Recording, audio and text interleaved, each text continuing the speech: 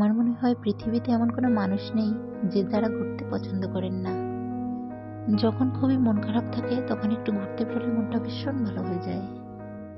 অনেক সময় দেখা যায় যে মনের কষ্টের কথা কাউকেই বলা যায় না, তখন যদি একটু ঘুরতে বেরোনো যায় মনটা ভীষণ হালকা হয়ে যায়। এখন একটি দিদির বাড়ি এসেছি, খুবই সুন্দর ধুতরা ফুল হয়েছে। আর এগুলো পালং শাক আর কপি।